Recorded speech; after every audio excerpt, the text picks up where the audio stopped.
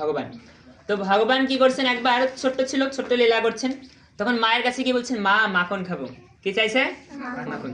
একটা কথা একজন প্রশ্ন করেছেন, আচ্ছা মহারাজ, ভগবান মাখন কেন খাইতে চাইছে, তাই না? কেন মাখন খাইতে চাইছে? তখন বলে যে ভগবানের সব থেকে প্রিয় কে জানো? ভগবানের সব থেকে প্রিয় হচ্ছে সেই ব্যক্তিটা যার মন মাখনের মতো সরল। যার মন মাখনের মতো সরল সে ভগবানের অত্যন্ত প্রিয়।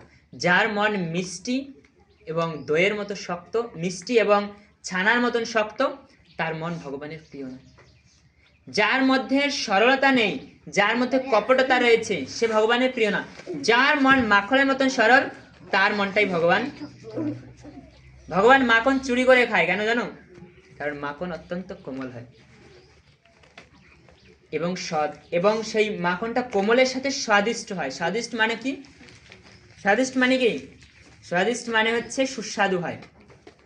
তাহলে মাখন কোমল হয় এবং সুস্বাদু হয়। কোমলটা কি জানো? কোমলটা হচ্ছে তোমাদের সরল ভাব, তোমাদের মনের সরল ভাব। আর স্বাদিষ্ট, স্বাদিষ্ট মানে কি? সুস্বাদু। সুস্বাদুটা কি? সুস্বাদুটা হচ্ছে তোমাদের ধর্মপরায়ণ এবং ভক্তি। তোমরা যতটা ভক্তিযুক্ত থাকবা এবং যতটা তোমরা নরম গরম থাকবা মনের দিক দিয়া ভগবানের জন্য, সবার জন্য, তুমি ততটাই ভগবানের প্রিয় হবা।